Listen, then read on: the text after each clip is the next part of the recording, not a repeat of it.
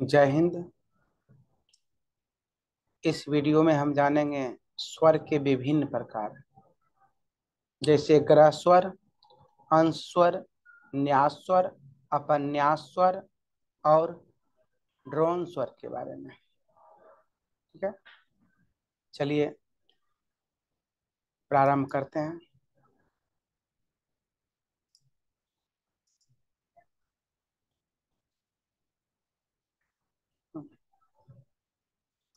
ग्रह स्वर। ग्रह स्वर। ग्रह स्वर, इसका प्रयोग प्राचीन काल में जाति गायन के साथ किया जाता था। ठीक है, ग्रह स्वर का प्रयोग प्राचीन काल में जाति गायन के साथ किया जाता था और जाति गायन में कह सकते हैं कि उसका प्रयोग होता है। तो जिस स्वर से जाति गायन प्रारंभ किया जाता था उसे ग्रह स्वर कहते हैं। ठीक है? जिस स्वर से जाति गायन प्रारंभ किया जाता था उसे ग्रह स्वर कहते हैं।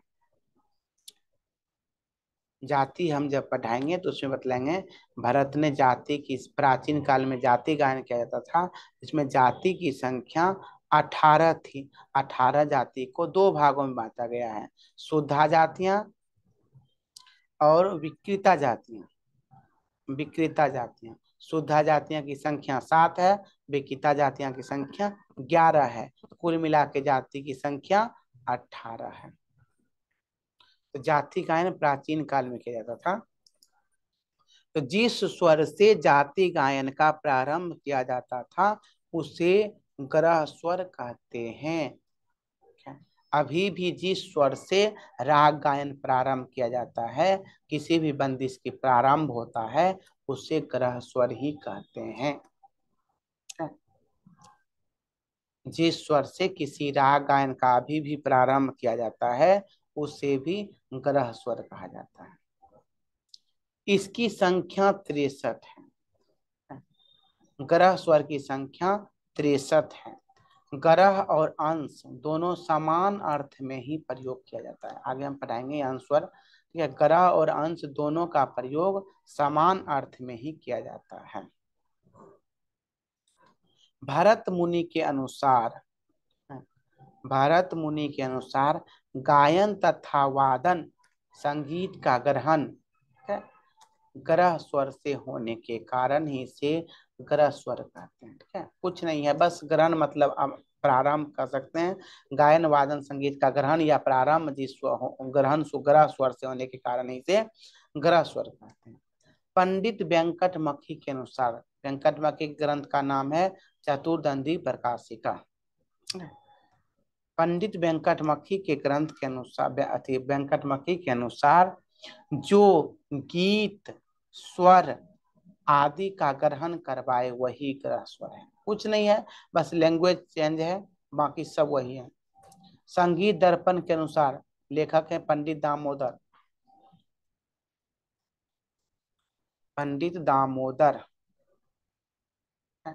पंडित दामोदर। संगीत दर्पण के अनुसार गीत के प्रारंभ में ही जो स्वर स्थापित किया जाता है उसे ग्रह स्वर कहते हैं। ठीक है, दामोदर जी का मानना है कि गीत के प्रारंभ में ही जो स्वर था, अर्थात जिस स्वर से गीत का प्रारंभ किया जाता है, क्योंकि दामोदर हुए हैं आपको 17वीं शताब्दी में। ठीक है, 17वीं शताब्दी में, 17वीं शताब्दी में जाति गायन खत्म हो गया था। उस समय में मतलब ध्रुपद गायन आ रहा था। तो गीत, इसलिए ये जाति नहीं कह करके गीत के प्रारंभ में बतला चुके हैं, गीत या बंदिश के प्रारंभिक स्वर को भी हम क्या कहते हैं, ग्रह स्वर कहते हैं। तो गीत के प्रारंभ में जो स्वर स्थापित किया जाता है उसे ग्रह स्वर कहते हैं। दत्तिल, दत्तिलम। ठीक है, दत्तिल के इनके ग्रंथ का नाम है दत्तिलम। दत्तिलम, दत्तिल में संस्कृत महलंत लगा दीजिए, ये हो जाएगा दत्तिलम। दत्तिलम, दत्तिलम के ग्रंथ में दत्तिल ने कहा भरत के पुत्र दत्तिल माने जाते हैं। इनके पिता का नाम था भरत। ठीक है, भरत के पुत्र हो गए दत्तिल। तो दत्तिल के अनुसार गीत के प्रारंभिक स्वर को ग्रह स्वर कहते हैं। बस वही है, घुमा फिरा के सभी कहे हैं। तो सीखी है, जिस स्वर से गीत या गीत का प्रारंभ किया जाता है उसे ग्रह स्वर कहते हैं। प्राचीन काल में जिस स्वर से जाति गायन प्रारंभ होता था उसे ग्रह स्वर कहते हैं। ठीक है, अगला है अंश स्वर। क्या? अंश स्वर। अंश जाति के, भरत के अनुसार, भरत के ग्रंथ का नाम जान चुके हैं, कई बार आ चुका है कि भरत के ग्रंथ का नाम नाट्य शास्त्र है, जिसमें 36 अध्याय हैं। संगीत के 6 अध्याय हैं। 28 से लेकर के 33वें अध्याय तक संगीत पे लिखा गया ग्रंथ है। भरत के अनुसार जाति के प्रमुख स्वरों को अंश स्वर कहते हैं। जाति के प्रमुख स्वरों को अंश स्वर कहते हैं। जाति के प्रमुख स्वरों को अंश स्वर कहते हैं। एक जाति में एक से अधिक अंश स्वर हो सकते हैं। हो सकते हैं, ठीक है, नहीं भी होंगे, हो भी सकते हैं।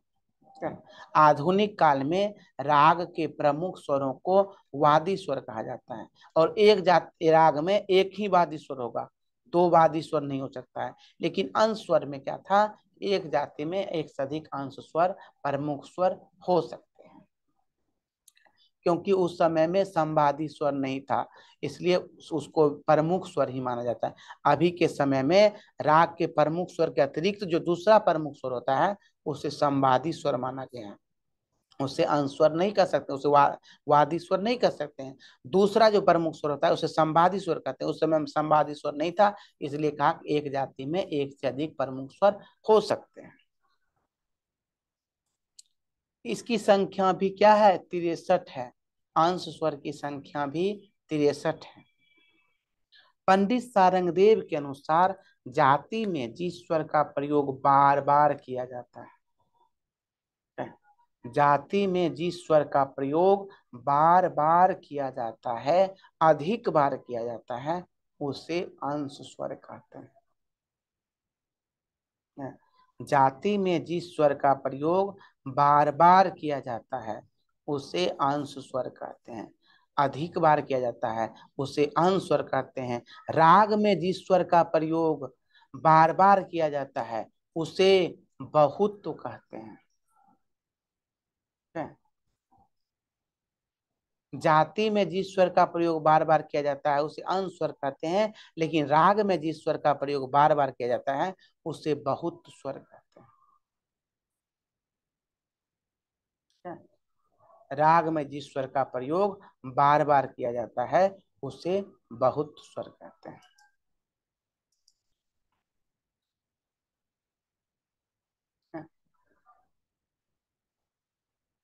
एक अन्य मत के अनुसार एक और विद्वान हुए जो कहते हैं क्या, कि जिस स्वर के बिना जाति का चित्त स्पष्ट नहीं होता, ठीक है, जिस स्वर के बिना जाति किसी का स्वर निखर स्वरूप निखर करके सामने नहीं आ सकता, क्या, जिस स्वर के बिना जाति का स्वरूप या चित्त स्पष्ट नहीं होता उसी को क्या कहते हैं, अंश स्वर कहते हैं।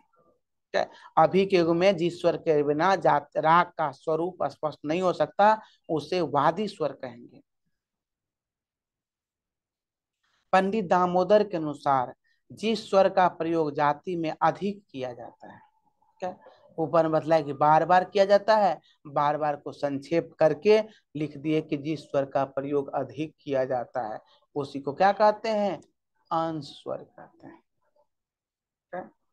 वेंकटमखी के अनुसार, पंडित वेंकटमखी चतुर्दंडी प्रकाशिका, इसमें माने हैं कि अंश स्वर को ही जीव स्वर कहा जाता है। ठीक है, जीव स्वर, वादी स्वर को भी जीव स्वर कह सकते हैं, अंश स्वर को ही जीव स्वर कहा जाता है।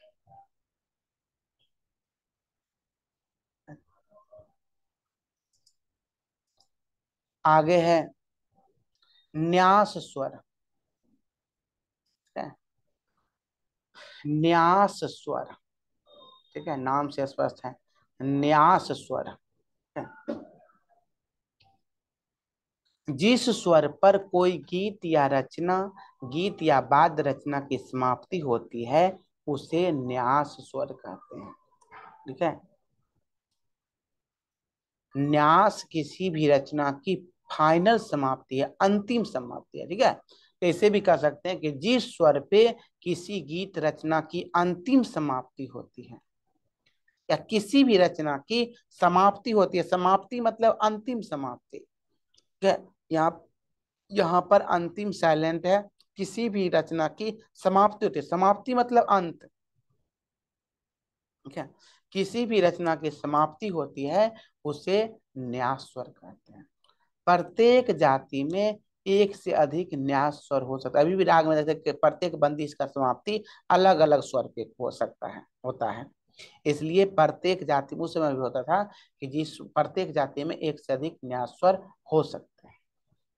आधुनिक काल में जिस स्वर पर बार बार आलाप का, राग का आलाप करते समय बार बार ठहरते हैं, विश्राम करते हैं, उसी को क्या कहा जाता है? न्यास स्वर कहा जाता है। आधुनिक काल में जिस स्वर पर राग का आलाप करते समय बार बार ठहरा जाता है उसे न्यास स्वर कहा जाता है। ठीक है? आधुनिक काल में जिस स्वर पर राग का आलाप करते समय बार बार ठहरा जाता है उसे न्यास स्वर कहते हैं। प्राचीन काल में जिस स्वर पे किसी गीत या गत की समाप्ति होती थी उसी को न्यास स्वर कहा जाता था। क्लियर? अगला है अपन्यास स्वर। अपन्यास स्वर। अपन्यास, अपन्यास स्वर स्वस्याद्यो बिदारी समापका। ठीक है? बिदारी। ठीक है, यहाँ पर ये बिदारी, गीत के छोटे छोटे खंडों को बिदारी कहा गया है। ठीक है? गीत के खंडों को बिदारी कहा गया है। ताल के छोटे छोटे खंडों को विभाग कहते हैं। ठीक है? ताल के छोटे छोटे खंड को विभाग कहते हैं, लेकिन गीत के छोटे छोटे खंड को बिदारी कहते हैं। ठीक है? अर्थात अस्थाई और अंतरा दो बिदारी हो गया, दो भाग हो गया, छोटे छोटे भाग कह सकते हैं, तो दो भाग हो गया, तो ये दो बिदारी हो गया। ठीक है? अर्थात अपन्यास, ठीक है, अपन्यास वह स्वर है जो गीत की बिदारी अथवा गीत के खंडों की समाप्ति का आधार होता है। अर्थात हम ये कह सकते हैं कि जिस स्वर पर किसी भी गीत रचना के मध्य भाग की समाप्ति होती है, ठीक है, जिस स्वर पे किसी गीत के मध्य भाग की समाप्ति होती है उसे अपन्यास स्वर कहते हैं। जिस स्वर पे किसी गीत रचना के मध्य भाग की समाप्ति होती है उसे अपन्यास कहते हैं। जिस स्वर पे फाइनल समाप्ति होती है उसे न्यास कहते हैं। ठीक है? समाप्ति भरत ने दो ही माने हैं, न्यास और अपन्यास। प्राचीन काल में क्या था? प्राचीन काल में जाति गायन किया जाता था। ठीक है? जाति गायन,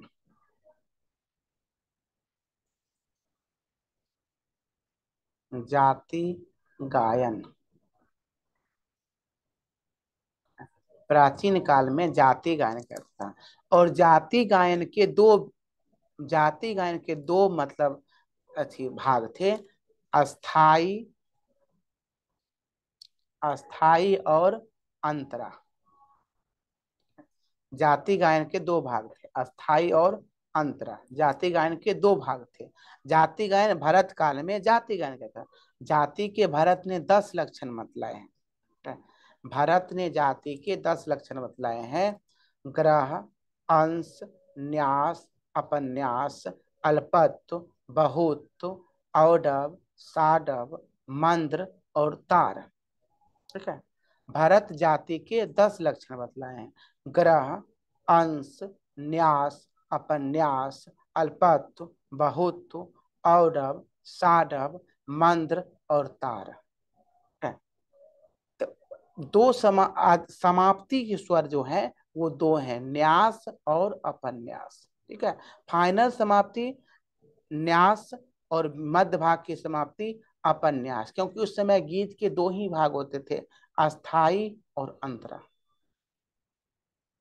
अभी के समय में भी गीत के अधिकतर दो ही भाग होते हैं, ठीक है, अस्थाई और अंतरा। सारंग देव जाति के 13 लक्षण बतलाए हैं। ठीक है, पंडित सारंग देव अपने ग्रंथ में जाति के 13 लक्षण बतलाए हैं। ठीक है, जाति गायन में 10 लक्षण होते थे, ठीक है, लेकिन पंडित सारंग देव यहाँ पर जाति में 13 लक्षण बतलाए हैं। अर्थात पंडित सारंग देव के समय में प्रबंध गायन किया जाता था। ठीक है, प्रबंध गायन सारंग देव के समय में प्रबंध गायन किया जाता था, और प्रबंध गायन में 4 भाग होते थे। क्या, प्रबंध गायन में 4 भाग होते थे। पहला हो गया अस्थाई, दूसरा अंतरा, तीसरा हो गया आपका संचारी, चौथा हो गया आभोग। ठीक है, प्रबंध गायन के 4 भाग होते थे। ठीक है, अब देखिए ध्यान दीजिए, इसलिए ये जो है प्रबंध गायन के 4 भाग होते थे, अस्थाई, अंतरा, संचारी, आभोग। प्रबंध का गायन मतंग के समय में शुरू हुआ था। मतंग 8वीं शताब्दी, 6ठी 7वीं शताब्दी से प्रारंभ हुआ, और सारंगदेव के समय में मतलब एक बीच स्टेज पे था। ठीक है, जिसको मतलब बीच जवानी कहते हैं। ठीक है, जवानी के स्टेज पे था वो प्रबंध गायन। 13वीं शताब्दी, इसलिए उस समय प्रबंध अभी जैसे कि अभी क्या है, ख्याल गायन है। लगभग अभी के युग में 80 से 90% लोग ख्याल गाते हैं, 10% लोग ध्रुपद गाते हैं। उसी प्रकार सारंगदेव के समय में 80 से 90% लोग जो है प्रबंध गायन करते थे। तो प्रबंध गायन में 4 भाग होता था, अस्थाई, अंतरा, संचारी और आभोग। और सारा भरत कितना बताए समाप्ति के, 2 ही बताए, न्यास और अपन्यास। फाइनल समाप्ति न्यास, और मध्य भाग की समाप्ति अपन्यास। अब यहाँ पर ये आ गया कि अस्थाई, फाइनल, मध्य भाग अर्थात अस्थाई, क्योंकि उसमें 2 ही भाग होते थे, अस्थाई और अंतरा। तो अस्थाई की समाप्ति जिस स्वर पे होती थी उसे कहा गया न्यास, सॉरी अपन्यास। ठीक है, अस्थाई की समाप्ति प्रबंध गायन।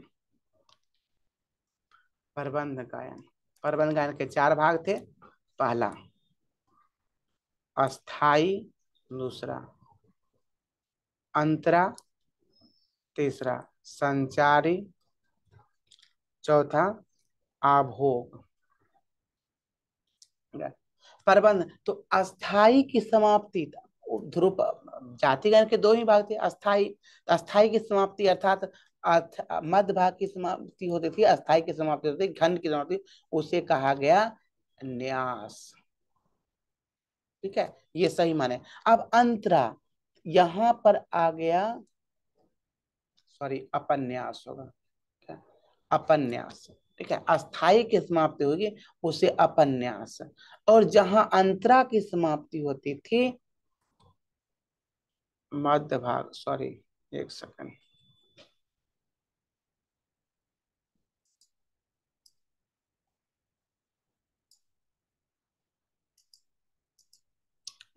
अस्थाई की समाप्ति होती थी उसे कहा गया संन्यास। ठीक है, अस्थाई की समाप्ति होती थी उसे कहा गया संन्यास। ठीक है, और यहां देखिए मध्य भाग की समाप्ति, ठीक है। मध्य भाग तो अब पहले दो भाग था तो अस्थाई मध्य भाग में आ गया। अब गीत के हो गए चार भाग, तो चार भाग का मध्य भाग कहाँ आया? अब दो ऊपर दो करेंगे तो अंतरा हो गया मध्य भाग, इसलिए अंतरा की समाप्ति होती थी, उसे कहा गया अपन्यास। ठीक है। अस्थाई वाले भाग की समाप्ति होती थी उसे कहा गया संन्यास, और मध्य भाग की समाप्ति हुई अर्थात अंतरा की समाप्ति हुई उसे कहा गया अपन्यास। ठीक है। संचारी जिस पे हो गया अपन्यास विन्यास। ठीक है। विन्यास। ठीक है। संचारी की समाप्ति जिस स्वर पे होती थी उसे कहा गया विन्यास। और आभोग, आभोग मतलब क्या? फाइनल समाप्ति। तो आभोग की समाप्ति जिस पर, फाइनल समाप्ति, फाइनल समाप्ति यहाँ पर न्यास है, इसलिए ये हो गया न्यास। ठीक है। अस्थाई की सारंगदेव के अनुसार अस्थाई की समाप्ति जिस स्वर पे होती थी उसे कहा गया संन्यास, अंतरा की समाप्ति जिस स्वर पे होती थी उसे कहा गया अपन्यास, संचारी की समाप्ति जिस स्वर पे होती थी उसे कहा गया विन्यास, और अंतिम समाप्ति अर्थात आभोग की समाप्ति होती थी उसे कहा गया न्यास।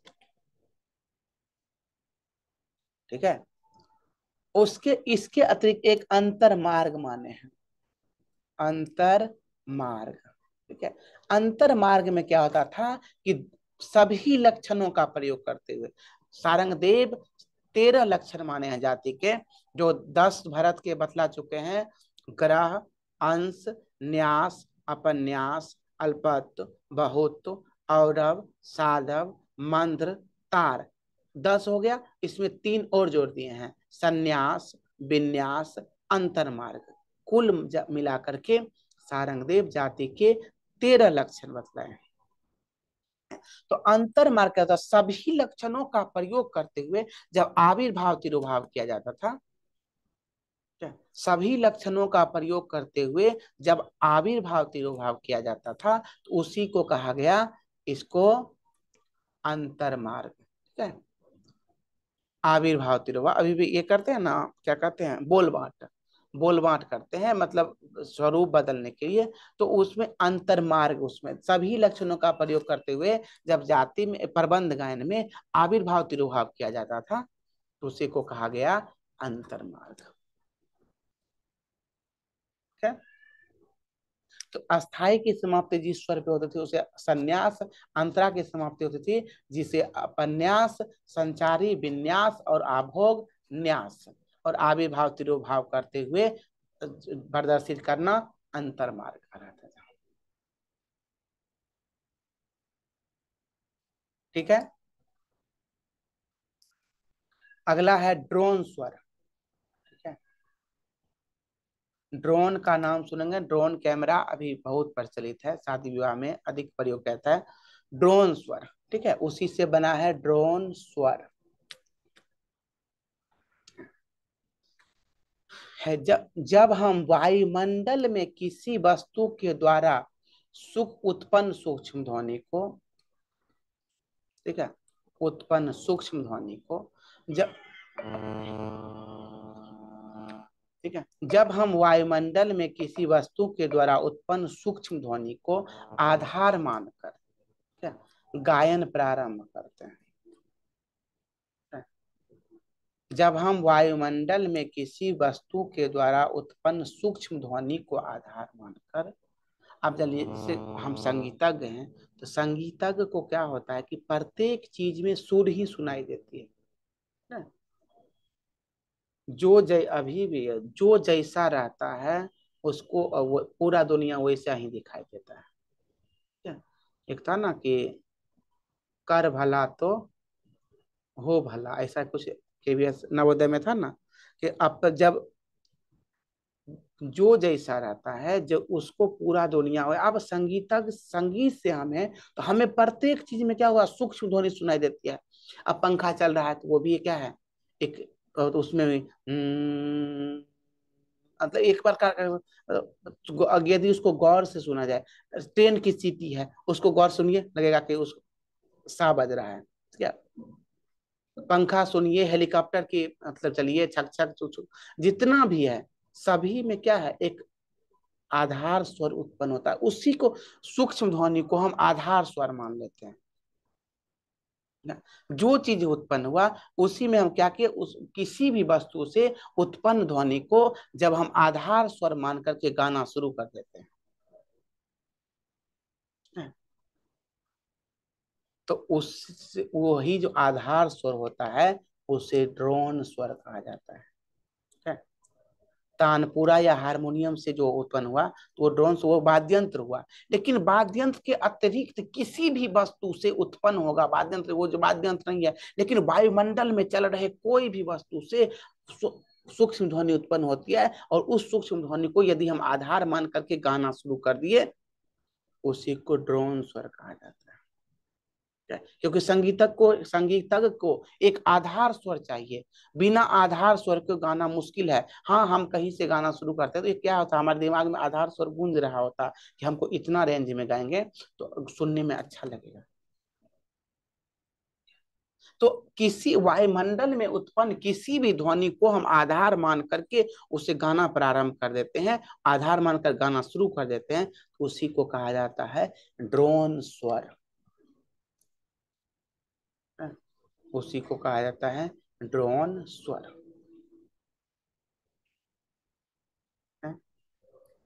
वायुमंडल में उत्पन्न किसी भी ध्वनि को हम आधार मान करके गाना शुरू कर देते हैं, उसी को ड्रोन स्वर कहा जाता है। यहाँ तक किसी को दिक्कत नहीं होनी चाहिए। स्वर आपका पूरा लगभग कंप्लीट हो गया है। ठीक है, सप्तक आगे की वीडियो में हम सप्तक बना देंगे। ठीक है, जय हिंद, इंड करते हैं।